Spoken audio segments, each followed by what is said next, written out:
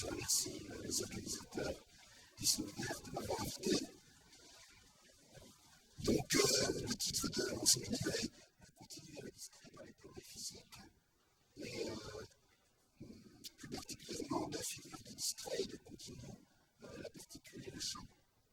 Alors, pour introduire ce séminaire, je voudrais vous présenter une citation qui est tirée d'une lettre d'Einstein adressée à son ami Bessot en 1954. Donc, dans cette lettre, il dit qu'il considère que la physique, il considère tout à fait possible que la physique puisse être basée sur le concept de champ, c'est-à-dire sur celui de structure continue, mais si tel était le cas, dans ce cas, rien ne resterait de toute sa construction, théorie de la gravitation incluse, et tout le reste de la physique moderne. Donc, je trouve que cette citation est très intéressante. Elle pose le problème du continu. Et cette question est posée avec clarté. Et il me semble qu'on peut dégager plusieurs idées importantes de ce texte.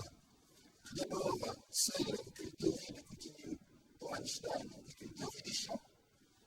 Et ensuite, celle que toute la physique est basée sur ce concept, c'est-à-dire sur le concept de théorie des champs. Et puis, implicitement, il y a évidemment la question de l'antinomie continu discret qui est posée.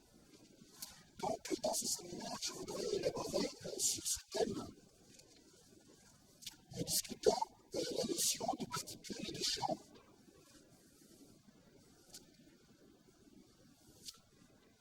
Donc, d'abord, en physique classique, la notion de particules, elle est associée à celle d'un objet élémentaire doté de certains attributs, disons, qui permettent de l'identifier.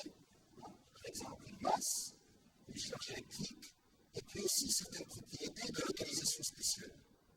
C'est un objet qui est localisé soit dans l'espace-temps, soit dans un espace de configuration. Et cet objet, naturellement, sera caractérisé par un nombre fini de degrés de liberté, qui peuvent être les coordonnées dans l'espace-temps ou les coordonnées dans l'espace de configuration. Donc, en ce sens, disons, le point matériel de la mécanique newtonienne est un objet élémentaire, c'est une particule, de même que le corps solide est une particule.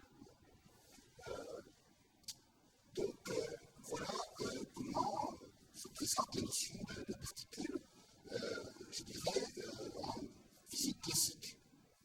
La notion de champ, elle renvoie à un concept tout à fait différent. Il y a l'idée d'un continuum caractérisé par un nombre fini de variables dynamiques légales. On peut par exemple penser au champ des vitesses, des influides, fonction V de x et de t, ou bien au champ électrique, au champ magnétique. Donc,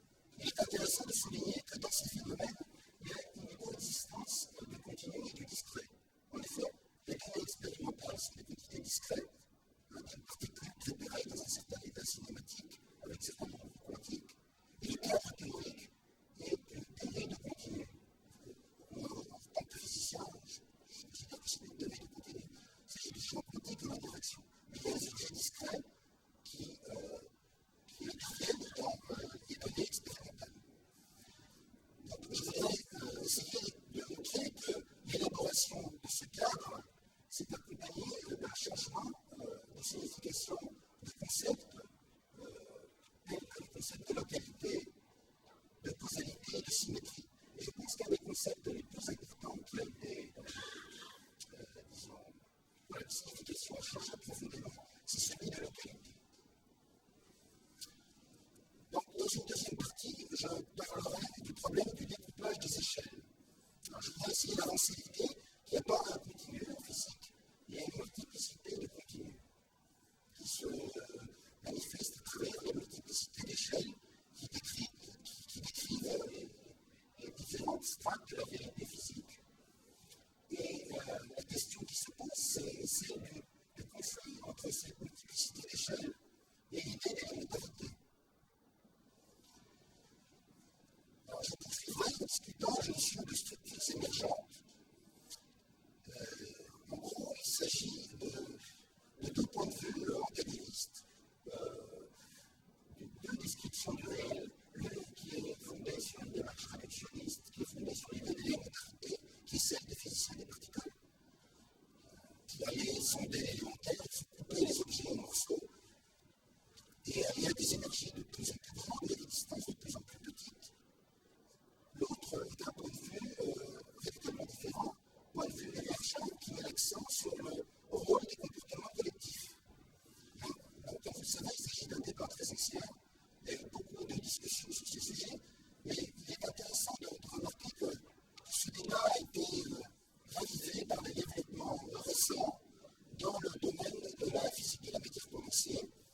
Et il y a beaucoup de gens qui ont participé à cette discussion, parfois très vive, notamment Anderson. Il y a eu un article d'Anderson il y a une trentaine d'années, qui a été suivi d'articles de Hines et de Laughlin. Laughlin, en fait, vient de faire paraître un livre qui a été traduit en français récemment, qui s'intitule Un univers différent. C'est un livre extrêmement polémique, je ne sais pas si je vais vous conseiller la lecture, mais c'est un livre dans lequel il se livre à une critique extrêmement vive de l'idée de réductionnisme. Et il avance cette idée que la physique maintenant est dominée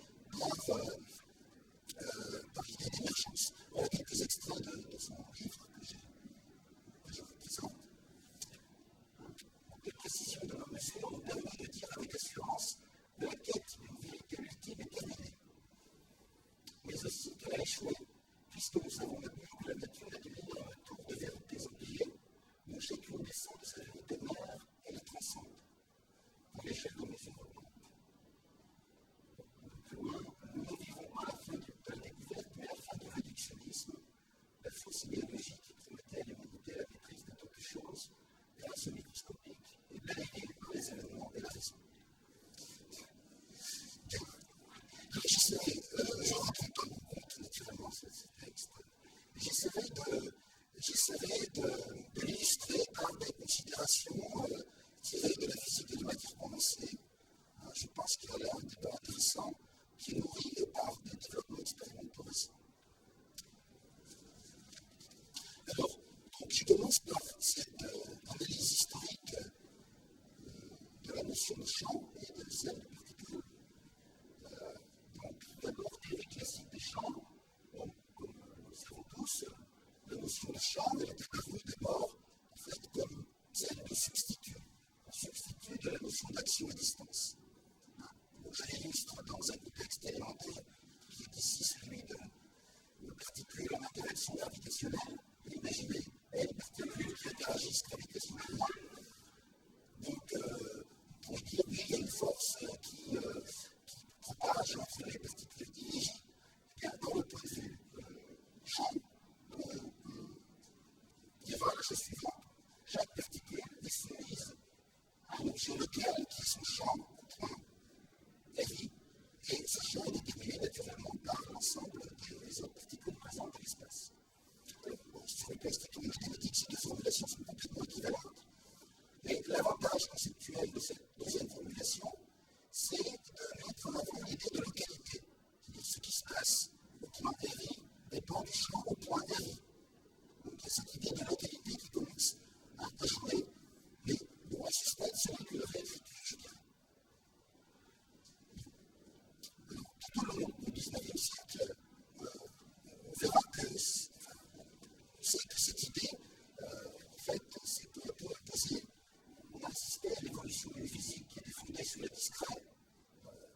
essentiellement déterminée par la place de la continuité de Newton, vers une physique de continu, avec comme grand nom, disons, Fourier avec sa théorie de la chaleur, et puis Cauchy, qui a, dans un certain sens, fondé la dynamique des milieux continus dans deux travaux importants de 1822 et de 1827, donc sur la mécanique des milieux continus. Donc, je trouve ça assez amusant, c'est publié de l'Église de la Société philologique et des exercices de mathématiques. C'est tout à fait plaisant.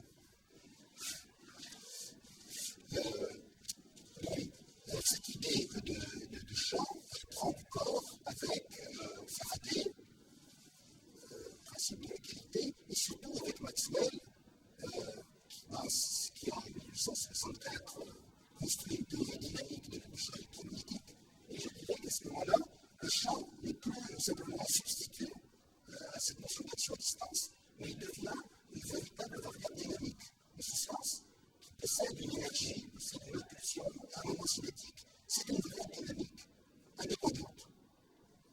Néanmoins, il faut souligner qu'il y a toujours cette dichotomie entre champ et particule. Et vous le voyez dans les équations de Maxwell que j'ai écrites, on a une équation, on a au second membre, au premier membre, la divergence de F de G, et au second membre, les sources, la matière. Puis la matière se déplace dans le champ. Donc il y a cette dichotomie. Les deux ne sont pas unifiés. Alors, il y a ce phénomène de rayonnement qui intervient en électromagnétisme et qui a comme conséquence qu'on ne peut éliminer les degrés de liberté du champ. On pourrait se dire, peut-on éliminer ces degrés de liberté et se ramener à une théorie d'action à distance? Alors, certains ont essayé de le faire, notamment Darwin. On peut effectivement le faire de façon perturbative jusqu'à un certain ordre. Alors, V2 sur C2 n'est pas égal de 1 parce que disons, le phénomène de rayonnement qui intervient et qui fait que un tel développement n'aurait pas de sens. Fait que le champ est une variable dynamique indépendante, tout simplement. Alors, on a aussi ce phénomène de réaction de rayonnement qui traduit le fait qu'une particule chargée rayonne un champ qui va lui-même agir sur la particule et qui induit toutes sortes d'effets dévastateurs, je dirais. Si on essaie par exemple de décrire l'équation d'une particule, la présence d'un champ extérieur et de son champ de rayonnement, on a ce moment un terme dans une description relativiste, un terme d'ordre 3, dérivé second de la vitesse, une équation du troisième ordre qui a toutes sortes de pathologies. On sait qu'il y a des solutions auto-accélérées, il y a toutes sortes de pathologies qui font que, en fait, il n'y a pas de théorie consistante de l'électrodynamique de particules ponctuelles au niveau classique. Donc là, on voit qu'on arrive à toucher du doigt cette notion de localité et on arrive à des problèmes conceptuels qu'il va falloir résoudre. Alors, comment ça, en fait, ces problèmes ont été résolus plus tard de la mécanique quantique, mais avant d'en arriver là, il y a un autre chapitre que je veux mentionner brièvement, qui est celui de la relativité générale. Alors, en un certain sens, la relativité générale, c'est une théorie classique, et je dirais que c'est le couronnement de la classique des champs, théorie dans laquelle on a une implémentation complète de cette idée de localité. En effet, dans les théories comme l'électromagnétisme, on a la localité, disons, au niveau des champs. Mais on a une structure d'espace-temps qui est rigide, alors qu'en relativité générale, on a une structure d'espace-temps qui est de vérité différentielle. Donc on a une localité à la fois dans l'espace-temps, au niveau de l'espace-temps et au niveau des champs. Donc on a une implémentation complète de cette idée de localité. Et on a toujours cette dichotomie entre champs et particules. Et comme vous le savez, c'est. Voilà, absolument. C'est quelque chose qui a troublé Einstein et qui a, pendant toute sa vie et jusqu'à la fin de sa vie, c'est quelque chose qu'il a essayé de décombiner, mais sans succès. C'est-à-dire trouver une théorie consistante dans laquelle classique, dans laquelle il n'y ait pas cette dichotomie. Alors, il est assez intéressant de remarquer que beaucoup d'années plus tard, dans les années 75, lorsqu'il y a eu le développement des théories de Young et Mills, théorie de jauge nucléaire de la matière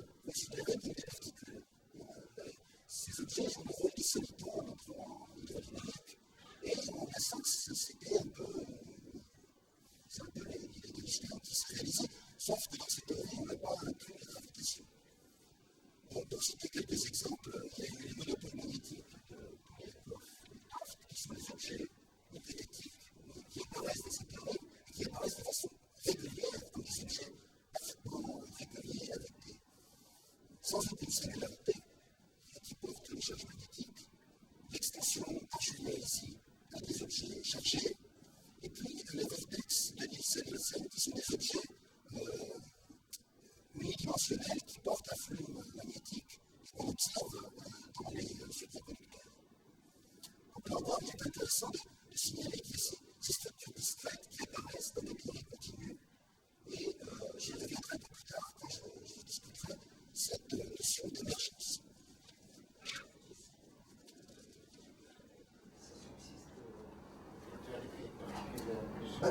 Ça subsiste dans le sens que vous avez, dans l'équation d'Einstein, vous avez le membre de gauche qui est chez l'univers, qui concerne l'espace-temps, et puis dans le membre de droite, vous avez la matière, et les deux jouent des rôles séparés.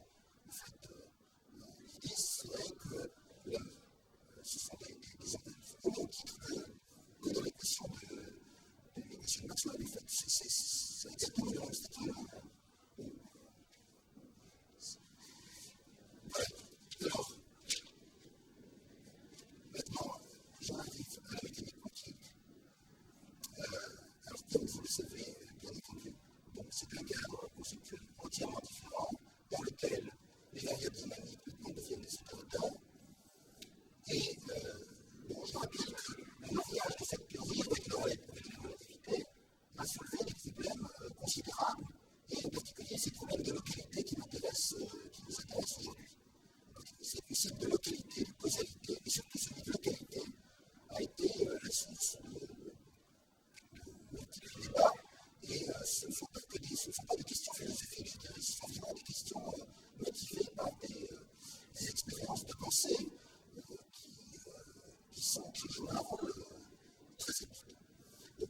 Un exemple que je voudrais brièvement esquisser, c'est celui du paradoxe de Klein. Imaginez une barrière de potentiel. Vous avez ici un problème à une dimension avec un potentiel qui est zéro sur l'axe, sur la demi-droite x négatif, qui est constant sur la demi-droite x positif, et vous envoyez sur ce potentiel une particule avec une énergie pas trop grande. Bon, en mécanique quantique, eh bien, qu'est-ce qu'on dira et qu'est-ce qu'on observe? Eh bien, on a ce qu'on appelle des états stationnaires de diffusion, c'est-à-dire une particule qui arrive, qui est partiellement, qui est réfléchie, et on a des états stationnaires de diffusion sur la gauche, et puis à droite, on a une petite pénétration dans cette région, mais une pénétration sur une distance plus petite, c'est ce qu'on appelle l'onde évanescente. Donc, grosso modo, on dira qu'on a un électron, ici, c'est un pourcentage d'électrons, qui est à peu près localisé sur la gauche. Sur la droite, il n'est pas localisé vraiment, puisqu'il y a cette petite queue évanescente. Mais l'idée, c'est, peut-on se débarrasser de cette petite queue? Est-ce qu'on peut le localiser? On va le localiser, l'expérimentateur va nous dire, localisons-le en augmentant le champ. Donc, je tourne, je vais derrière plus grande, en espérant que mon électron serait mieux localisé. En fait, on espère ici pouvoir limiter cette onde évanescente. Mais, aux surprises, si la barrière, la hauteur de la barrière augmente au-delà d'une certaine valeur critique, on s'aperçoit que loin de localiser l'électron ici, il apparaît une onde. En fait, il apparaît une onde stationnaire de la partie droite. Et c'est un des paradoxes, disons, classiques de la mécanique quantique relativiste. On peut lever, moyennant certaines réinterprétations, l'idée, grosso modo, c'est de dire que si le champ V0 est supérieur à un champ critique qui est donné par 2MC2, il y a création de paires. Qu'est-ce que ça signifie? En fait, dans cette théorie relativiste, il y a deux branches de solutions. Il y a des solutions d'énergie négative et des solutions d'énergie positive. Si les champs sont suffisamment faibles, ces deux branches s'ignorent. Et si le champ extérieur est trop fort, ces deux branches de solution se mélangent et il faut alors réinterpréter ce mélange de solutions. Mais visiblement, ce que suscite lui, c'est l'apparition de paires. Donc, en essayant de localiser les particules, en fait, vous fabriquez des paires. Donc, la nature résiste à cette idée de localisation. Je pense que ça, c'est une chose qu'il faut essayer de retenir. Le système se rebelle contre la localisation. Et c'est une place de l'histoire, en fait. Il y a des aspects plus conceptuels que je peux mentionner.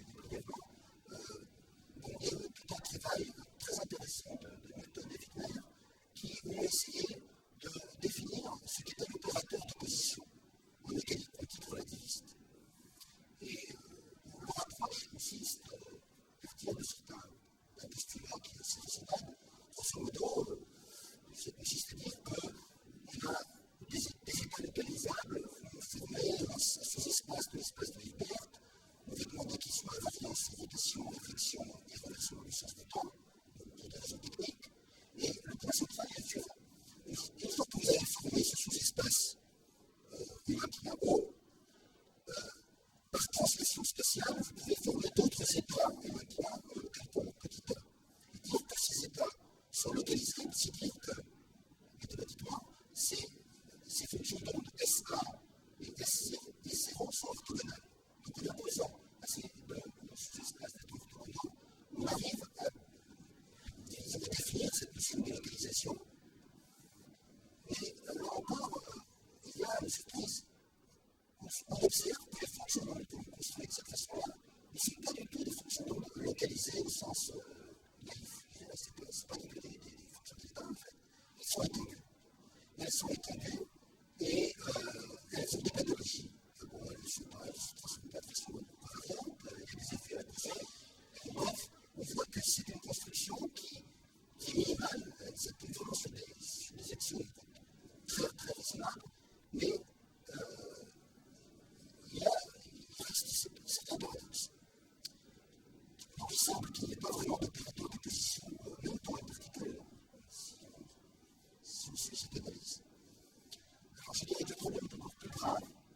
Si on regarde maintenant non pas une particule, mais un ensemble de particules, il y a un résultat qui est quand même un peu oublié, mais qui reste important, qui est un théorème, Noble Theorem, qui est dû à Curie-Jordan Sudarsham, qui consiste dans la remarque suivante.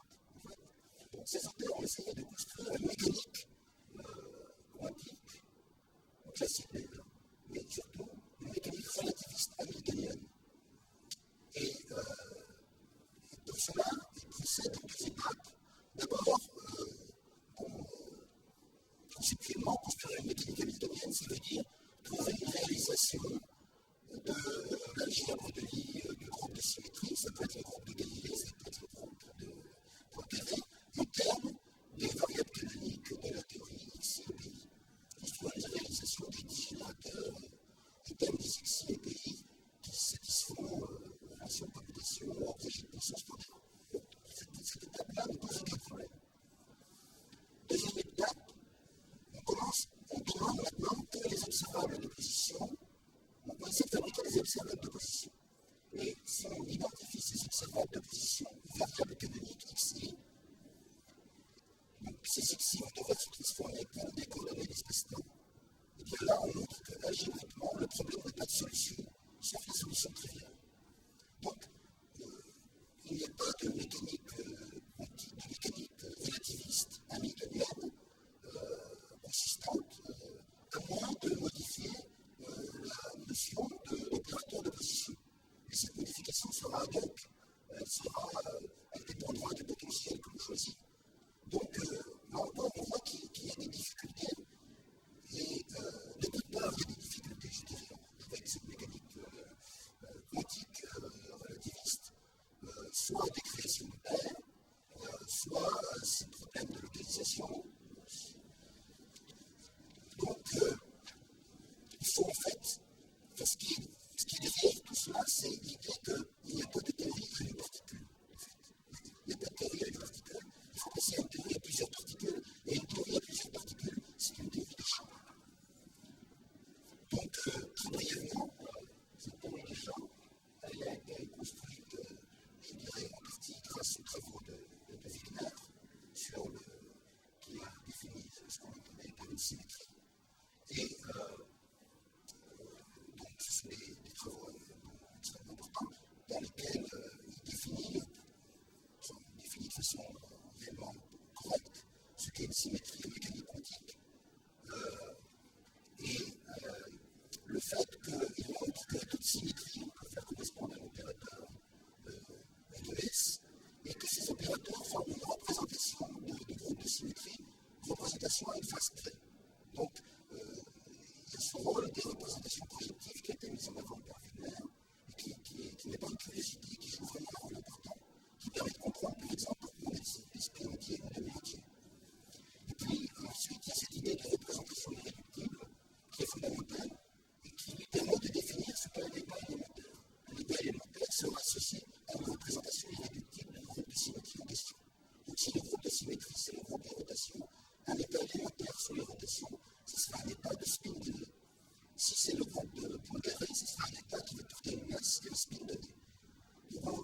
complémentarité, il me semble qu'il est bien défini mathématiquement, et vous voyez qu'il est complètement évacué de ces idées classiques de densitabilité ou de localisation même, en fait. Il n'y a plus aucune trace de localisation dans cette idée. Donc, voilà la construction de Wigner, évidemment, qui est valable que pour les systèmes libres. On définit un état à une particule. Ensuite, il faut passer à des systèmes en interaction pour commencer par définir des états, plusieurs particules, donc définir la notion d'état asymptotique, et ensuite construire un objet qu'on appelle la matrice S qui permet de décrire la collision. Et cette matrice S, si on lui impose d'être invariante sur le groupe de Poincaré, on montre que le newtonien correspondant doit vérifier une condition de microcausalité. C'est-à-dire que H au point X et H au point Y doivent commiter si X et Y sont séparés par un majeur espace. Si on adjoint certaines conditions techniques, comme la décomposition lambda, on arrive à la notion de champ local. Tout ceci est très bien expliqué dans le livre de Wellner, le premier tome. C'est extrêmement clair, donc je vous invite à le lire si ça vous intéresse. Et il insiste sur le fait que la microcausalité au niveau des champs, en fait, apparaît comme une conséquence de cette microcausalité au niveau hamiltonien, alors que dans les textes anciens, c'était plus souvent présenté comme un point de paire. Donc, je passe un peu sur les détails. Toujours est-il qu'en même théorie qui est extrêmement intéressante, parce qu'il y a beaucoup de prédictions, entre autres, il y a cette prédiction qu'on a ce fameux théorème spin statistique qui permet de comprendre pourquoi il y a une relation entre le spin et la statistique, ce qui n'est absolument pas le cas dans une mécanique quantique ordinaire. Et puis, je dirais, je n'ai pas vraiment le temps d'expliquer, mais on a une résolution, pour la première fois, on a une résolution de cette dichotomie entre champ et particule. Chaque particule correspond à un champ. Et réciproquement, il n'y a pas deux types d'objets, c'est le même objet en fait.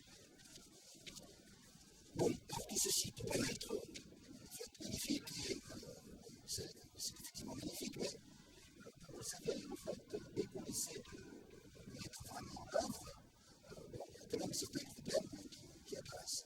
Donc, en fait, la première théorie dans laquelle ce programme a été mis en œuvre a été l'électrodynamique quantique dans les années 50 avec Dyson, Thomas Schneider, et enfin, bien sûr, Schneider, absolument. Et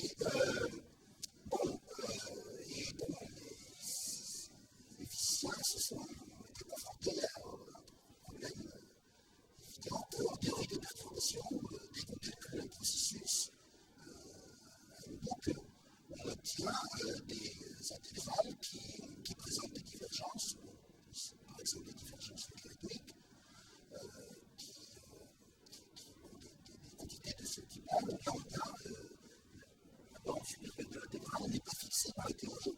Ce serait une énergie maximale, ou encore une distance maximale. Et dans cette théorie, il n'y a pas de distance, une distance minimale, pardon. Dans cette théorie, il n'y a pas de distance minimale, puisqu'il n'y a pas d'échelle de longueur. Donc, il y a ce problème qui n'est pas seulement un problème, je dirais, seulement un problème mathématique. On peut le cacher en disant qu'on a des produits de distribution en qualité de naissance, mais ça ne résout pas vraiment le cœur du problème. Donc, au départ, je dirais qu'il y a eu ce programme de normalisation qui a été en fait une façon ad hoc de résoudre le problème, une construction ad hoc qui consiste à remarquer que ces divergences apparaissent de façon systématique dans un certain nombre de diagrammes, on les isole, et puis on essaie de les absorber dans une redéfinition des paramètres. Donc c'est une construction complètement ad hoc, mais qui néanmoins fonctionne très bien. On peut, vous savez, donner des prédictions qui sont tout à fait remarquables. L'électrodynamique, ce calcul du G-2, qui a été fait jusque-là entre quatre banques et qui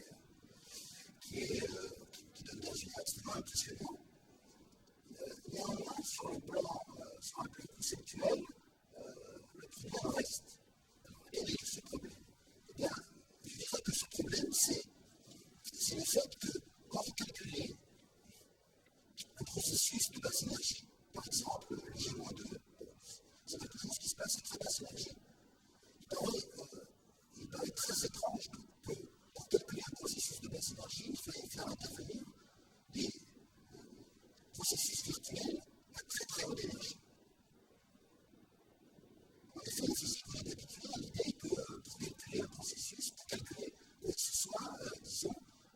travaille à une énergie donnée, et dans le découplage des échelles, que l'on peut illustrer par beaucoup d'exemples ici, je l'illustre par un exemple tiré de la mécanique des fluides.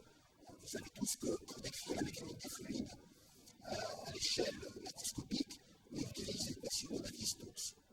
Si on veut décrire le phénomène de plus basse échelle, 10,5 cm, on utilisera la dynamique moléculaire. Pour la plus basse échelle, on utilisera la physique atomique. Mais pour décrire la mécanique continue, je n'ai pas besoin de connaître la physique atomique en fait. La physique atomique ne va pas strictement rien. J'ai besoin de deux paramètres qui sont la densité du fluide et sa viscosité. Et c'est tout. En fait. Et ces deux paramètres, je peux les calculer à partir d'une cavité microscopique.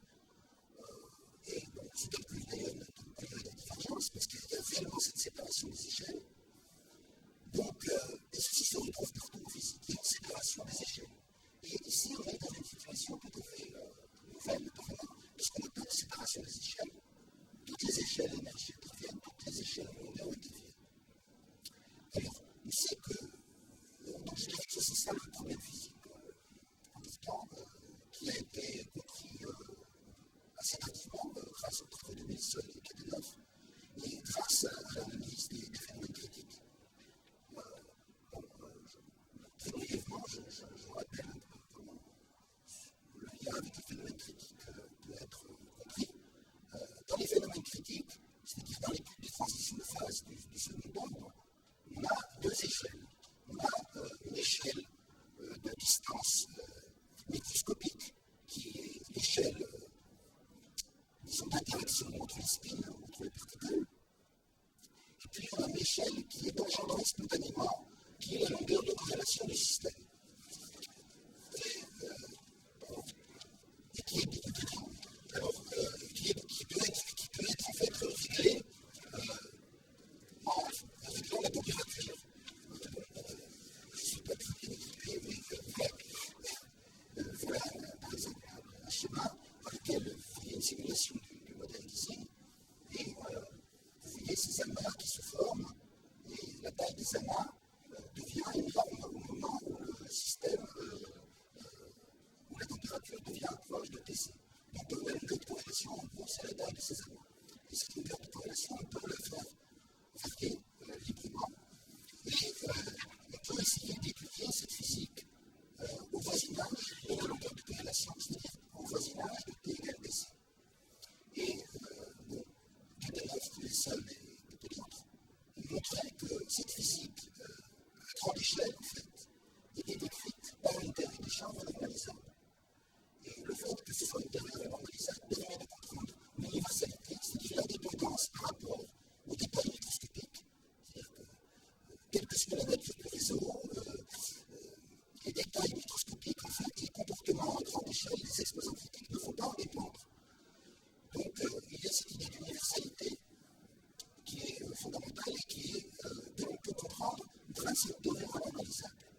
Donc, ce qui joue le rôle du paramètre lambda et puis ce problème, c'est en fait le paramètre 1 sur lambda, l'inverse de l'énergie, c'est cette échelle microscopique. Et précisément dans ces phénomènes critiques, cette échelle microscopique disparaît. Donc, on comprend, effectivement, on comprend que cette échelle de longueur, en fait, puisse disparaître par un miracle. Et cette compréhension, en fait, est venue réellement de l'analyse des phénomènes critiques. Et pardon, point, du point de vue mathématique, le point critique est un point. C'est un point, ça peut être une variété, s'il y a plusieurs paramètres. S'il y a un point en général, c'est un point, mais ça peut être une variété. Il y a un seul paramètre de contrôle, c'est un point. C'est un point, oui, c'est un point.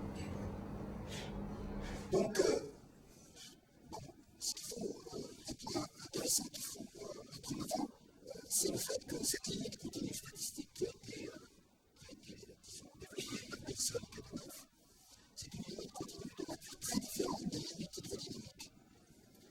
Et en fait, conceptuellement, c'est un point qui n'a pas été complètement exploré.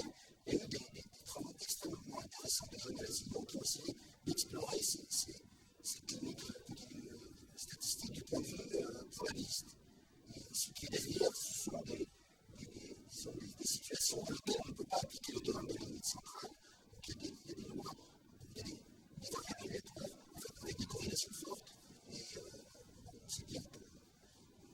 ça devrait être indépendante, ça ne converge pas vers une limite, ça peut converger ou ça peut ne pas converger. Il se trouve que la physique nous dit que ça converge, mais ça converge vers des lois qui ne sont pas triviales. Donc tout ceci, en fait, a amené, je dirais, relation en tant que structure de cohérence. Est-ce que cette dépendance que vous dites des variables de la loi peut-être est corrélée Ah oui, absolument, oui. C'est-à-dire qu'au plan critique, on a des corrélations de très grande distance. De cohérence de la situation. Absolument. Et bon, donc je dirais que cette physique, disons, du phénomène critique, en fait, a amené un changement de réflexion à la normalisation qui est important de souligner. En effet, pendant très longtemps, cette idée de normalisation était considérée comme une sorte d'exigence physique que devait satisfaire les théories. On demandait aux théories d'être normalisables. C'est d'ailleurs comme cela que beaucoup de théories ont été construites. Toutes ces théories des interactions fortes, faibles électromagnétiques, théories de choses ont été construites précisément en cherchant des théories normalisables. Maintenant, et je dirais à partir de la suite de Heisenberg, en fait, on a un point de vue complètement différent. Le point de vue est que ces théories normalisables ne sont que des limites à grande distance de théories plus générales. On le voit bien dans le phénomène critique, on a une théorie des champs, mais au niveau microscopique, c'est pas du tout une théorie des champs, c'est une théorie sur réseau. En fait. Donc, ces théories normalisables restent comme des limites à longue distance de théories plus générales qui ne sont pas forcément des théories des champs.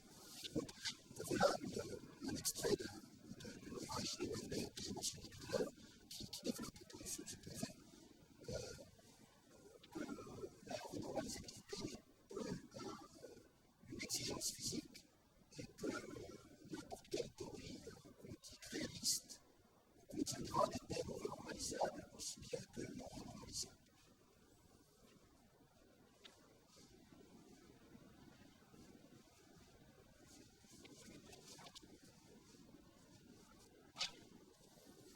Alors, j'arrive maintenant à la troisième partie qui pourra vous paraître peut-être déconnectée, mais ne l'est pas. En fait, je voudrais élaborer cette notion cette idée de découplage des échelles, le fait qu'il existe des échelles, et ceci nous conduit d'une certaine façon à la notion d'émergence.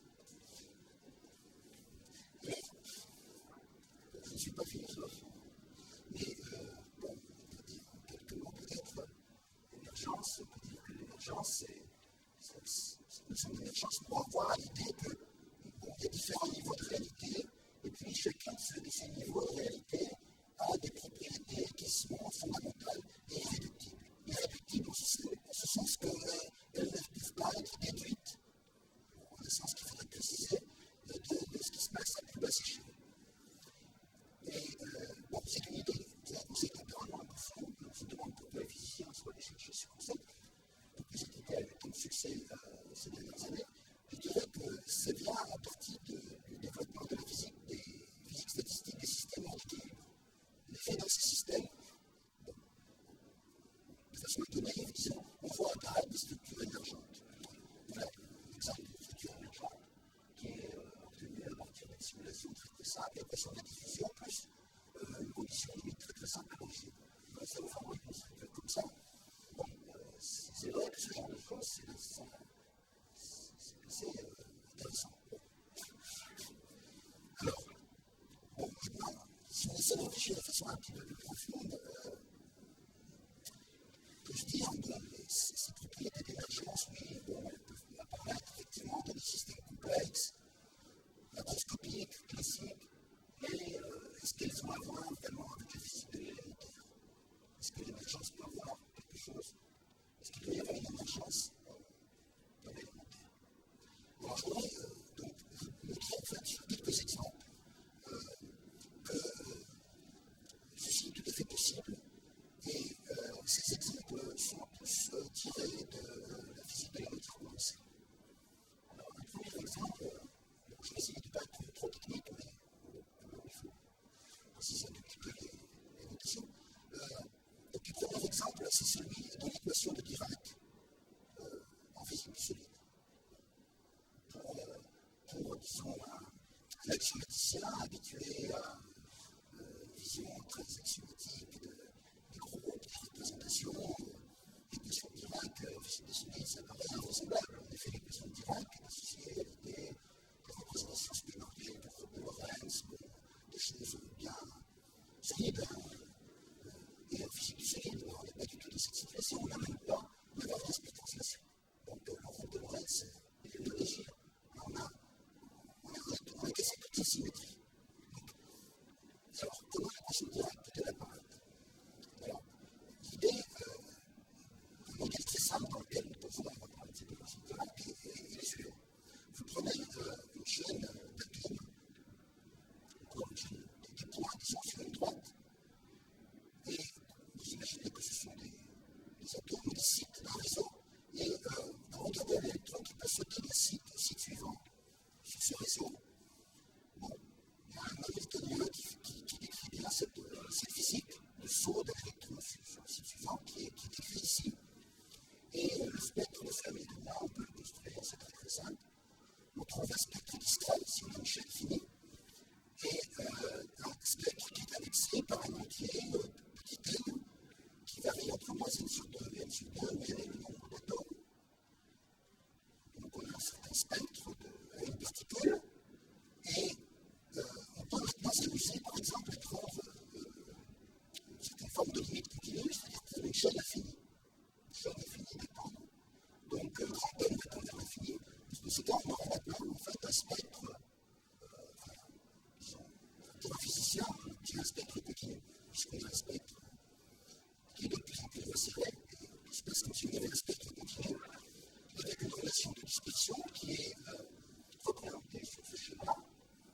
Et cette relation de dispersion, eh bien, nous dit par exemple que si vous vous placez à petit k, si vous regardez de petites impulsions, vous avez une relation de dispersion non relativiste, z avec z, là c'est une parabole. Donc c'est tout à fait ce qu'on imagine. Et le point, c'est le suivant, c'est que la physique, en fait, elle n'est pas gouvernée par des systèmes à une particule. Elle est gouvernée, la physique de la matière condensée, elle est gouvernée par des systèmes de grand nombre de particules. Donc il faut imaginer que vous avez tout à un électron, un ensemble d'électrons, et ces électrons sont des particules, sont des fermions, il faut les mettre, supposons qu'ils soient sans interaction, il faut les mettre dans ce puits de potentiel, de sorte qu'il faut remplir successivement tous les niveaux autorisés par le principe de Pauli, jusqu'à un certain niveau. Donc là, j'ai choisi de remplir jusqu'au niveau TF, et ceci définit maintenant un état fondamental. Et le problème maintenant, c'est de regarder les excitations autour de ce fondamental. Et enfin, la physique va être décrite par ces excitations autour du fondamental. Et vous voyez bien que ces excitations autour du fondamental sont sensibles, font intervenir la relation de dispersion en ces deux points. Et en ces deux points, vous pouvez linéariser la relation de dispersion. Et vous trouvez que les excitations voisinages du fondamental, en fait, sont des excitations relativistes. L'énergie est proportionnelle à l'impulsion, également KF. Donc, vous avez, en fait, je vais vous montrer que vous avez deux types d'excitation, puisque la surface de Fermi sur les deux points, vous avez des excitations qui vont vers la droite, qui vont vers la gauche. Vous avez des objets, vous pouvez réunir ces deux objets en un objet de composantes, fabriquer les fermions de Dirac. Et, par conséquent, une description effective de cette théorie est une théorie de Dirac. Et cette théorie de Dirac, elle décrit un certain nombre de phénomènes. Bon, j'ai ici représenté une situation unidimensionnelle, mais récemment, les gens, ça c'est un article tiré de Nature, ont regardé ces phénomènes de Dirac dans des systèmes bidimensionnels qui sont constitués de graphène. Le graphène, c'est un arrangement d'atomes de carbone, couche monatomique d'atomes de carbone, et rangé selon un réseau hexagonal. Et on peut montrer qu'on est effectivement dans la situation que j'ai décrite. Les excitations au voisinage du fondamental sont décrites par des particules de Dirac. Donc il y a une situation relativiste dans un contexte qui est absolument non relativiste. Donc il y a une émergence de ferments relativistes dans ce problème. Alors, je voudrais développer un tout petit peu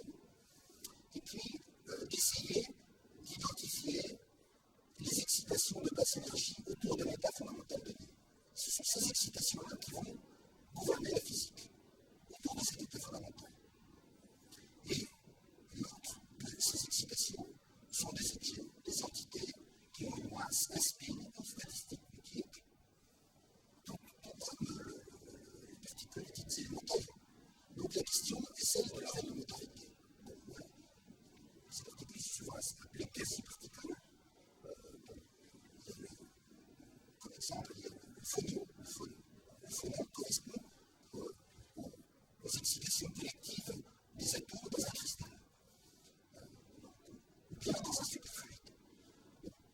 Ces phénomènes, en fait, apparaissent comme des excitations collectives, et ce sont des objets émergents. En effet, si le cristal n'était pas là, vous ne verriez pas les phonons. Et pour reprendre Leflin, vous n'allez rien apprendre sur la physique du phonon en faisant des collisions phonon-phonon. Ces phonons sont là parce qu'il y a le réseau. Donc ce sont des objets émergents qui ont un caractère élémentaire et que l'on retrouve dans des situations extrêmement différentes. On les retrouve dans un cristal, mais aussi dans un superfluide. De même les magnétons dans un ferromagnétique. Donc, nous avons ces entités émergentes avec des propriétés universelles, et la question qu'il faut poser est de savoir s'il est possible de distinguer ces excitations collectives des objets réellement élémentaires. Or, l'émergence est-elle de nature épistémologique ou bien ontologique? Est-ce que c'est simplement une façon de décrire les choses, ou bien est-ce qu'il y a du réel, de la réalité derrière cette description? Alors, les physiciens des particules fourniront une réponse intéressante, mais qui, à mon sens, n'est pas complète. Sur les deux exemples que j'ai donnés, ils diront d'une même voix, ce sont des exemples biaisés. En effet, les excitations que j'ai regardées, en fait, phonons, magnétons, ce sont ce qu'on appelle les particules de Goldstone, c'est-à-dire des objets qui apparaissent lorsqu'on a des symétries brisées. Et donc, ils diront, il faut regarder quelles sont les symétries et comment ces particules sont placées selon les symétries. Si ce sont des symétries brisées, eh bien, on doit y voir effectivement des particules de Goldstone. Alors, le point, c'est que cette classification me semble être en partie insuffisante. En effet, récemment, depuis plusieurs années, on voit apparaître en physique de la matière condensée de nouveaux types d'excitation de nature différente, qui ne sont pas du tout des particules de Goldstone et qui ont un caractère élémentaire. Par exemple, dans les fluides quantiques, il y a des excitations qui apparaissent, qui contribuent à la conductivité courte de façon extraordinairement précise. Alors, je n'ai pas malheureusement eu le temps de développer, mais peut-être juste un petit chemin pour mettre un petit. On voit une courbe expérimentale qui représente le tension rôle en fonction du champ magnétique. Et vous voyez des plateaux ici. Ces plateaux correspondent à des vecteurs de remplissage qui sont des fractions inflationnelles. Et ceci est vérifié avec une précision extraordinaire. Et avec une précision telle que cette physique sert maintenant d'étalon. Et elle sert pour la détermination de la constante de structure fine. Donc c'est une physique, je dirais, très sale, puisque ce sont des échantillons très sales, et il y a des impuretés, mais dans lesquelles il se produit des phénomènes dans lesquels il y a l'émergence réellement d'excitations élémentaires qui ont des propriétés tout à fait fascinantes. Et Leflin et d'autres auteurs, disons, vont un peu plus loin en disant que cette physique de l'élémentaire, en fait, continuerait à être vraie et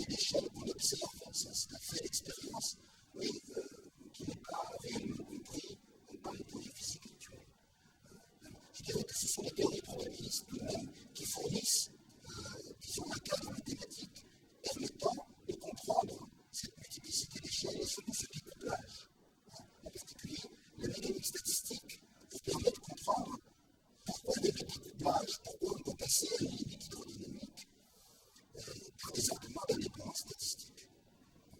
En regroupant c'est un petit peu l'idée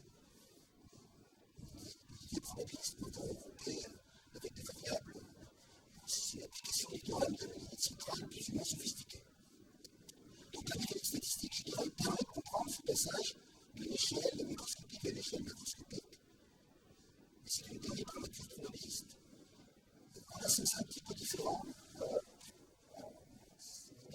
mais qui est très intéressante. C'est si on pense la mécanique quantique à la formulation de l'intégrale de chemin, je dirais qu'elle fait un petit peu le même travail, en ce sens qu'on a cette représentation trajectorielle de l'intégrale de chemin, de particules qui suivent des lignes univers, des particules réellement avec des trajectoires, et on a cette autre représentation qui est opératorielle, et précisément l'intégrale du chemin fait ce passage entre cette représentation trajectorielle et la représentation opératorielle. Donc je dirais qu'elle connecte non pas, disons, deux échelles, oui, d'une certaine façon, elle connecte un petit peu deux échelles du réel, le monde classique, la limite sur le classique, et puis le monde quantique. Donc c'est de nouveau une théorie probabiliste. Donc je dirais que cette théorie probabiliste a un statut tout à fait particulier par rapport aux autres théories physiques. Bien, alors, dernier point, qu'est-ce que l'élémentaire? Je crois que, en fait, il me semble que tous les travaux récents de physique de la matière condensée nous amènent à réfléchir un peu sur cette notion et à changer notre point de vue sur ce qui est l'élémentaire.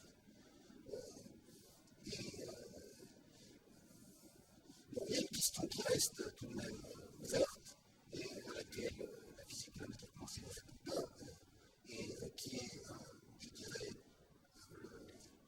pour l'apanage des physiques des particules, c'est celle du statut des symétries d'espace-temps. Est-ce que ces symétries d'espace-temps sont réellement des symétries de nature fondamentale, ou bien ne pourraient-elles pas être des symétries émergentes? Dans son ouvrage, Laflin avance l'idée que, après tout, le groupe de Poincaré pourrait être un groupe de nature émergente, au même titre qu'un groupe cristallographique.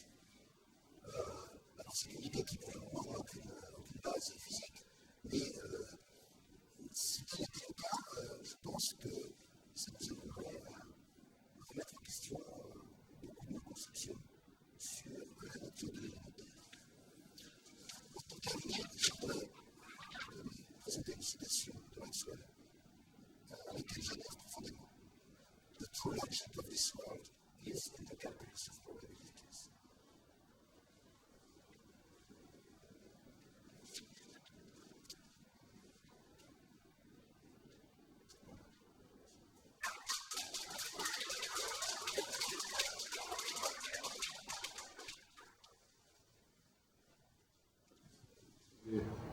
Fascinant qui nous fait concevoir le continu d'une succession avec une épaisseur nouvelle, à travers les couches de laquelle émergent des structures d'utilisation qu'on comprend assez mal. Donc je vais donner la parole à la salle, pour savoir s'il y a des questions, des commentaires. Bon, Il paraît que, évidemment, le point fort que vous soulignez avec une très grande efficacité, c'est que cet élémentaire, selon l'échelle, est énormément complexe. En fait, il est infiniment complexe par rapport à notre échelle. Et c'est pour ça l'idée de renormalisation, c'est justement de maîtriser en changeant grâce à la renormalisation de l'échelle. Et ça, je trouve que c'est un point de vue absolument fascinant. Et or, y a-t-il des analyses qui permettent de saisir des processus de renormalisation sur des variétés même complexes, à plusieurs paramètres, où on est toujours à un niveau de renormalisation par rapport à un paramètre de contrôle? Je ne saurais pas vous répondre de façon très précise, en fait. C'est un sujet sur lequel personnellement je n'ai jamais travaillé. Puisque c'est sûr que... Ces questions de renormalisation, en fait, je n'y ai jamais vraiment travaillé, donc je ne sais pas, en fait. Je ne sais pas. Moi, je vais répondre. Je veux dire que, effectivement, même dans les théories de l'électrodynamique quantique, il n'y a pas une seule renormalisation. On parle de la renormalisation de la masse, de la renormalisation de la charge, et puis de la renormalisation du champ. On peut le voir en disant qu'il y a un Lagrangien qui contient plusieurs paramètres et qu'on fait bouger simultanément tous ces paramètres. C'est une manière de dire. Et en fait, une des manières de se placer, ça répond peut-être à ce que demandait Giuseppe, c'est qu'il y a pas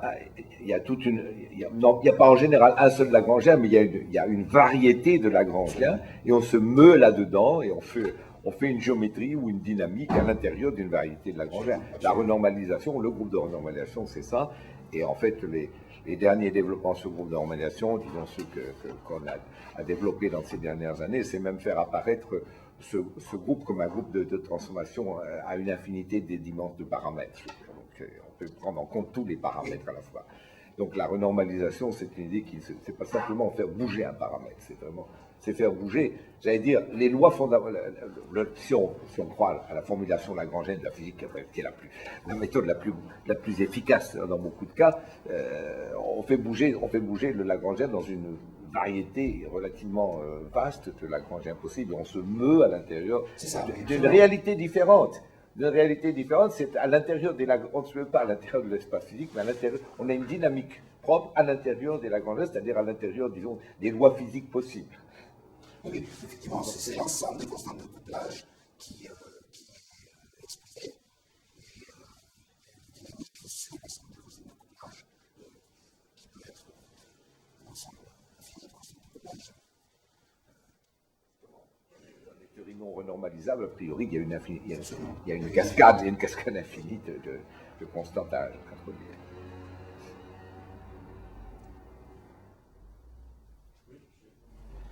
En fait, ce qui ressort de tout ça, c'est une grande distance par rapport à un réalisme naïf, en fait. Puisque par rapport à un réalisme naïf. Réalisme naïf. Les structures effectivement élémentaires dont tu parles, c'est des objets, au fond, presque méthodologiques qui apparaissent. Donc, effectivement, on a l'impression d'une grande richesse de ça qui vient en fait dans une espèce de technique qui est complètement indépendante de l'objet qui est regardé. Alors, est-ce que tu penses que des idées comme ça pourraient aider peut-être à se déplacer vers d'autres sciences, par exemple, qui ont beaucoup moins une structure? Je sais que ces idées d'émergence, elles ont été beaucoup reprises par des gens travaillant dans le domaine des sciences sociales, avec un succès analogue à celui des catastrophes, je dirais. Analogue à celui des catastrophes. Voilà. Donc ce sont des idées qui ont été beaucoup reprises. Je ne sais pas si elles ont, je ne sais pas très bien quelle pertinence elles ont. Je crois quand même qu'il y a l'idée effectivement, qu'il y a un certain nombre, il y a toute une dynamique qui est gouvernée par des phénomènes collectifs. Je pense que c'est une idée en fait qui est présente déjà en physique statistique, c'est-à-dire que l'idée est que la dynamique microscopique est finalement de peu d'importance et que les comportements collectifs sont dans une grande mesure universels. Donc ça, on peut l'étendre à la physique, on peut l'étendre, disons, aux sciences sociales, à l'analyse de la société. Il y a des comportements collectifs qui dépendent relativement peu des acteurs sociaux. Et je crois que c'est une idée, effectivement, qui a beaucoup de vérité à l'intérieur de ça, en fait. Et ça, c'est une idée essentielle, je dirais, qui la physique statistique. La physique statistique des propriétés à grande échelle. Donc, ces propriétés à grande échelle, notamment du détail, mais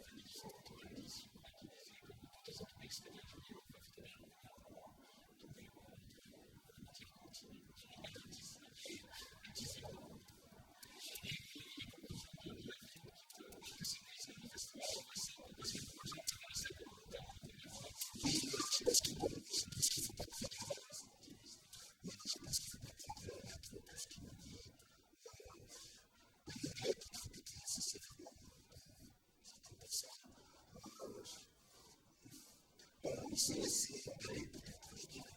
Mais c'est un emballement salutaire, je dirais. C'est une réaction salutaire par rapport à une physique un peu dogmatique qui a tendance à nous faire croire que, je dirais, la seule façon de comprendre le monde, c'est de coupler les objets en petits morceaux. Et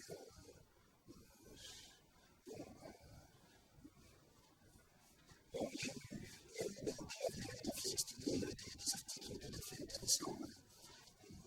Il y avait une parabole de, je me souviens plus de Mermin, qui disait la chose suivante. Les physiciens des particules comparaient des physiciens des particules des linguistes étudiant un dictionnaire et commençant par remarquer que la lettre E était composée de 2 jambages et arrivé à la phénoménologue qui remarquait qu'il y avait un jambage transverse. Ensuite, il y avait la lettre B, il y avait un certain nombre d'éléments, 26 lettres. Ensuite, il savait fabriquer des mots. La question que je venais de poser, c'est est-ce que ceci nous dit quelque chose sur quand on comprend une œuvre de Shakespeare avec un peu de musique. Donc voilà, je dirais que le travail en substance, c'est ça. Moi, je pense qu'il y a un débat assez intéressant chez les physiciens sur ça. Il y a 2 écoles. Je pense qu'il faut bien les opposer. Je pense que cette recherche de l'élémentaire est assez légitime. Toute la question, c'est peut-on à partir de l'élémentaire construire le complexe. Et là, je crois que la réponse est non. En fait, certainement, ce n'est pas son place. C'est une démarche d'aller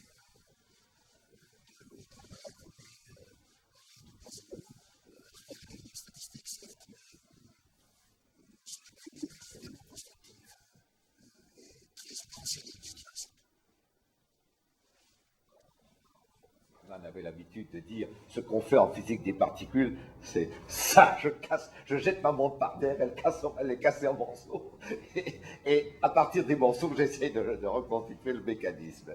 Bon, c'est des paraboles comme toutes les paraboles, mais enfin, c'était. En fait, est-ce qu'ils ont toujours cette différence entre l'échelle et clair et extrême?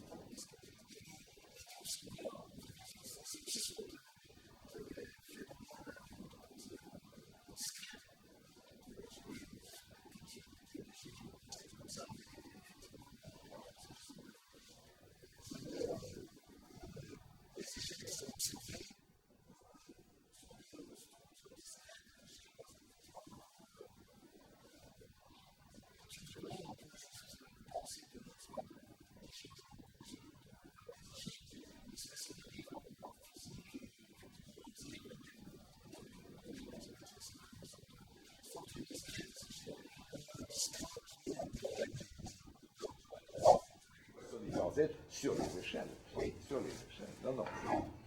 C'est une simplification. C'est une simplification, oui. Oui.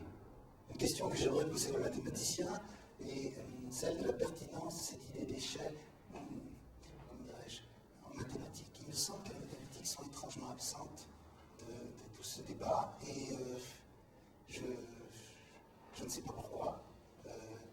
Est-ce que cette idée d'échelle pourrait, comment dirais-je, il y a une variance d'échelle qui déporte le débat. Hein. Oui. Oui, mais il a raison. À part Les ça, fractales, est-ce que ce n'est pas une... J'ai le sentiment que c'est un peu une curiosité.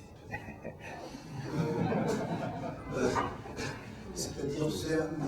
Bon, je ne sais pas, mais... Non, je ne suis pas d'accord pour dire que c'est une curiosité. Je pense que je pense que le concept d'autosimilarité est un concept important en mathématiques. On le rencontre trop peu souvent, mais c'est un concept important. Mais ce qui compte, c'est justement l'invariance d'échelle. Oui, ça pose le problème. Néanmoins, ce que j'ai envie de dire, c'est que tu as raison, les mathématiques, dans leur histoire, sont très mono-échelle. Quand on s'occupe de biologie, par exemple, on se constate que les phénomènes biologiques sont toujours des dynamiques multi-échelles. Et on peine à trouver les objets mathématiques qui pourraient modéliser ça. Je pense qu'il y a un vrai problème. Le problème, c'est que les niveaux de phénoménaux de regard scientifique ne sont pas par hasard fracturés. C'est-à-dire, c'est vrai qu'il y a des universaux dans justement ces phénomènes critiques qui se transfèrent à divers niveaux et qu'on peut dire certains sociaux, mais les bonnes théories, pour le moment, se différencient. La seule bonne théorie biologique qu'on a, c'est l'évolution darwinienne, qui a son niveau d'échelle, et là, ça marche, il faut carrément de regarder la biologie moléculaire, qui en fait n'arrive pas à traiter. Il y a des effets. Probablement, la grande difficulté à cette échelle-là, c'est le fait que la situation de la cellule élémentaire est très complexe. Il y a toute la complexité du vivant dans la cellule. Et là, en plus des autres niveaux phénoménaux, la membrane. C'est-à-dire qu'il y a à chaque niveau des phénomènes propres qui échappent partiellement à ce traitement par des paramètres universels propres aux théories critiques. Ça ajoute des éléments. Je dis encore la membrane, ça c'est vraiment une singularité du vivant. Avec ces caractéristiques qui maintiennent une situation critique. C'est une transition critique qui dure. Dans de l'équilibre, avec des échanges d'énergie, mais quand même avec des phénomènes de stabilité structurelle. Je suis donc d'accord avec vous qu'il y a des éléments d'universalité par de ces théories, mais avec beaucoup de prudence, puisqu'ils s'établissent à leur propre niveau des phénomènes nouveaux qui échappent. Et la cellule, c'est vraiment quelque chose de ce sens très particulier. Oui, parce que c'est le résultat d'une évolution et c'est la nature unique en ce sens. Puisqu'elle est élémentaire, mais elle est très complexe de ce point de vue. Il y a toute la complexité. Les rôles de la membrane, on ne le trouve pas ailleurs. Les systèmes sociaux, on peut me raconter tout ce qu'on veut, mais ils n'ont pas de membrane. La frontière d'un État, c'est pas une membrane. Bon, je dirais que pour prendre des paraboles, c'est certain que sur l'indifférence du microscopique, quand on veut faire, et ça c'est réaliste, disons, quand on veut faire à l'échelle de la région parisienne un modèle de la circulation et des trafics, et ça c'est des choses qui sont utilisées, on emploie des méthodes très proches de la mécanique statistique, et effectivement, pour savoir si à la porte d'Orléans il va y avoir un bouchon de 50 minutes ce matin ou ce soir, le comportement individuel des chauffeurs est pratiquement irrelevant. Bon, il y a des fous qui conduisent, il y a des gens prudents, mais en pratique, ça revient au même. Ça revient au même. Et donc, alors, pour les échelles, je dirais que bon, les mathématiciens, il y a peu effectivement de théories mathématiques qui jouent sur l'échelle, sauf le calcul différentiel, bien sûr, intégral, puisqu'on passe de la différence à la différentielle. Ça c'est vraiment charmant. Tu as l'impression qu'il n'y a qu'une conception Oui, du quantique. il n'y a qu'une conception du quantique. Oui, non, mais je suis d'accord. Je suis d'accord. Je pense que tu voulais dire que c'est là où les mathématiciens. Oui, non, mais on n'a qu'un seul passage. On n'a qu'un seul passage à la limite, directement. Bon, les passages superposés, bon, dans la symptotique, mais je veux dire, dans la symptotique, mais je veux dire, ce qui se passe, c'est que souvent, les théories mathématiques où il y a, par exemple, les comportements asymptotiques, où il peut y avoir plusieurs échelles, je pense par exemple aux équations différentielles à points singuliers ou des choses comme ça, les phénomènes de résonance, mais ils sont très souvent motivés par des problèmes physiques, c'est vrai. C'est pas la recherche mathématique. C'est rarement le développement des mathématiques pour elles-mêmes qui conduit à ça. Rarement. Je n'ai pas dit jamais, mais rarement. Et c'est vrai qu'on le fait souvent sous la pression. Bon, on a des phénomènes mécaniques, on a des phénomènes comme ça qu'on veut aider à comprendre. Mais, je veux dire, la mathématique, est-ce que...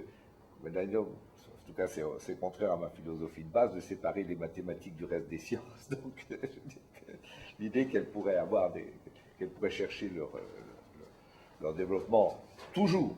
Il y a des périodes, il y a des alternances de périodes d'introspection et d'extrovertie en mathématiques.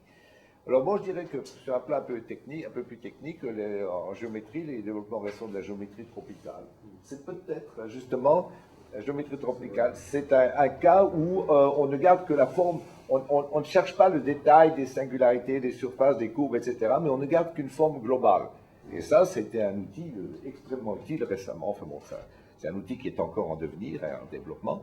Et ça, c'est justement un point où on voit des phénomènes d'émergence, je dirais. C'est un peu une modélisation mathématique, interne aux mathématiques, parce que je ne crois pas qu'elle était motivée par l'extérieur, celle-là, mais où on modélise des formes et où on voit apparaître une échelle différente. Et on regarde les choses à une échelle différente. Alors, c'est un des exemples.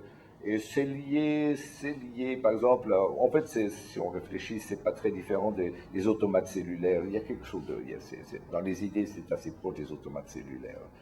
Donc, approximation d'une équation, double jeu entre une équation différentielle, ce double jeu permanent que les physiciens connaissent bien, le passage sans arrêt d'un modèle discret à un modèle continu, disons, d'une suite de tirage au sort à un processus de poisson qui continue. Enfin bon, il y a en probabilité, il y en a sans arrêt. Passage d'une voie probabilité discrète à une voie continue, oui. Bon, c'est le b.a.-ba des probabilités. Ça, alors de ce point de vue-là, ça répond bien à ce que vous disiez sur les probabilités. Je pense que c'est là. Les probabilités. Moi, j'ai un statut tout à fait particulier au sein des théories physiques. Oh, oui, et d'ailleurs, bon. On ne peut pas les évacuer comme certains en souhaitent faire. Oui, bah, moi je me souviens quand même de l'âge où j'étais étudiant et où notre maître Henri Carton nous disait oui, nommant un tel ou tel collègue, bon, n'allez pas perdre votre temps à prendre des probabilités. et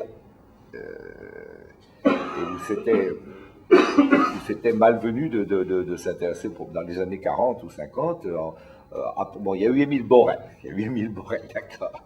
Mais après lui, c'était malvenu d'étudier les probabilités. Il y avait sa petite école à lui, mais là, les écoles concurrentes ne voulaient plus entendre parler ne voulaient plus entendre parler de mécanique non plus, d'ailleurs.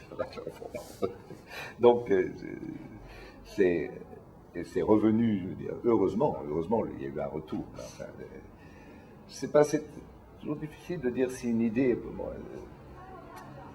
les mathématiques les mathématiciens, pour moi, sont des pourvoyeurs d'outils et à un sens très noble, je veux dire, c'est pas simplement du bricolage, mais ces grandes idées-là d'aller-retour, de continu discret, je crois que si elles ne se nourrissent pas, ces grands débats, s'ils ne se nourrissent pas justement enfin c'est bien pour ça qu'on est ici, si on ne se nourrit pas de débats qui viennent de la physique ou d'autres sciences, biologie ou autres, ils sont un peu stériles. Si le débat reste entre mathématiciens ou entre mathématiciens et philosophes, c'est un peu stérile comme débat. En tout cas, si on est ici, c'est bien parce que nous sommes convaincus qu'il faut ouvrir le débat, au-delà des mathématiques, proprement dites. Cela dit, il reste que, même à l'intérieur des calculs des probabilités, je ne vois pas de schéma, d'objet qui modélise ce que tu as envie d'appeler émergence. Oui. Ça manque. Je pense que c'est la chose que tu voulais dire, c'est que c'est vrai. Travailler un peu là-dessus. Oui. Parce que tu cites des exemples, justement, tout à fait pertinents, mais je pense qu'il n'y a pas une vision globale de la manière dont surgissent, par exemple, comment change les symétries qu'on fait il y a peut-être un lien, au fond, entre l'apparition de ces émergences statistiques et puis les symétries qui perdurent ou qui ne perdurent pas, justement. Les nouvelles qui apparaissent, forcément. Dans un cristal. Ben, on prend un cristal carré simplement, et cubique, et puis, bon, quand on se place au-delà d'une certaine échelle, on ne voit plus toute la symétrie du cube. Enfin, c'est-à-dire, une façon de voir, c'est d'avoir des situations où la situation critique, qui est toujours représentée d'une façon ponctuelle par rapport au paramètre, reste, devient étendue par rapport au paramètre. Et c'est ça qui n'est pas étudié, puisque c'est difficile. C'est une criticité étendue par rapport à l'espace des phases. Il n'y a pas de c'est là, puisqu'en physique, ce qui se présente, ce sont des transitions ponctuelles. Et qui sont très bien étudiées, puisqu'il y a des divergences, elles sont ponctuelles puisqu'il y a des divergences des observables. Donc la difficulté, c'est de passer à des cadres où cette criticité se maintient. Et c'est là qu'il y a l'émergence. Je dirais que les phénomènes mathématiques qui étaient étudiés par l'école de Rêve à Strasbourg, ils étaient quand même dans cette direction-là.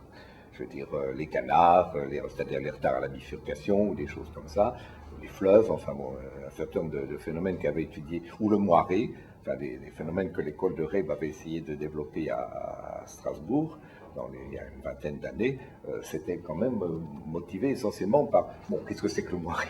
Qu'est-ce que c'est que le moiré, je dirais c'est typiquement des cas où c'est typiquement des cas d'émergence. Tout à fait des cas d'émergence. Moi, je m'étais posé même techniquement le problème, j'ai écrit une petite note pour savoir qu'est-ce que c'est que le gris. Comment mélange-t-on du blanc et du noir pour faire du gris? Et justement, bon, la solution que j'avais donnée, appuyée sur les techniques de mathématiques de l'analyse non standard, consistait à dire qu'on moyennait à deux échelles différentes, exactement. Si on fait une moyennisation à une certaine échelle ou une moyennisation à une autre échelle, microscopique par rapport à la première, c'est comme ça qu'on peut voir émerger le gris à partir d'un mélange de noir et de blanc. Si on mélange de la poudre où il y a des grains blancs et des grains noirs, qu'est-ce que ça veut dire que le gris apparaisse? Bon, j'ai écrit une note technique là-dessus, où on essayait de faire une théorie de l'intégration qui permettait de dire ce que c'était. Mais l'idée de base, c'était quand même moyennisation. Il y a deux échelles possibles de moyennisation, une microscopique et une plus macroscopique. Ou plutôt, il y a le macroscopique, il y a deux échelles, il y a une échelle microscopique et une échelle intermédiaire.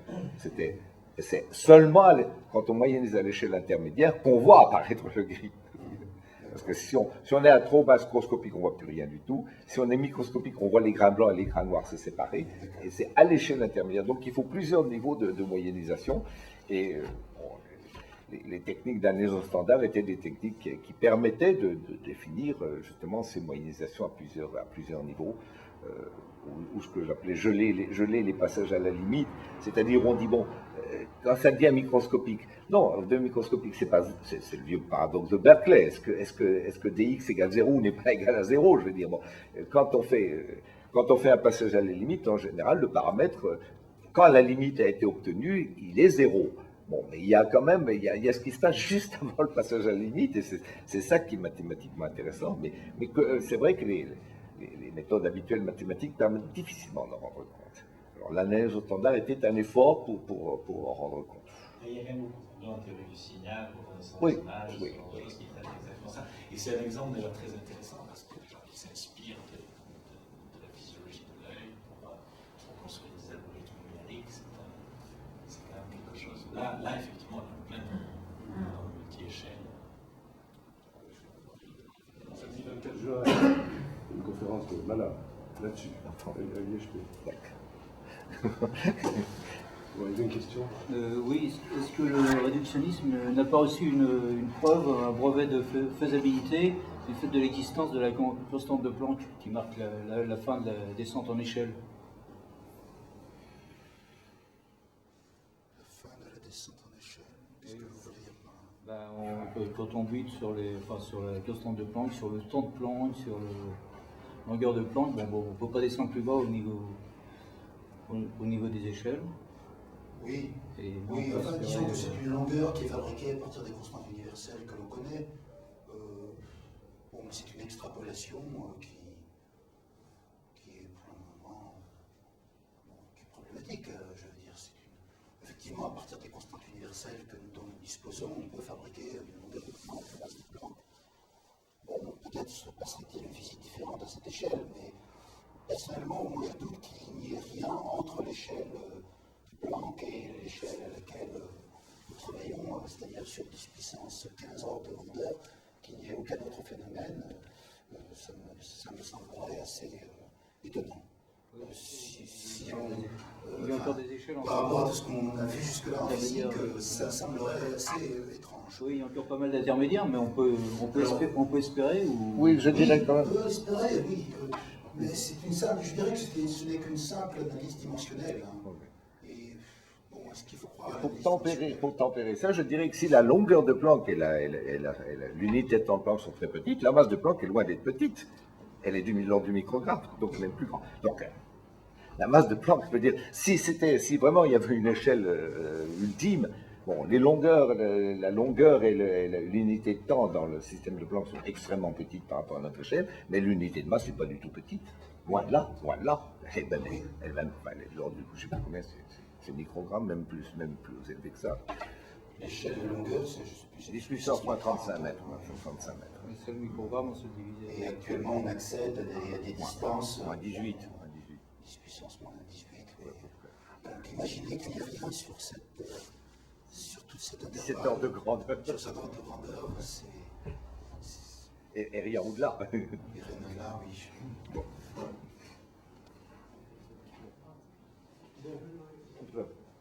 Vous avez réfléchi sur l'autre cas central des centrales.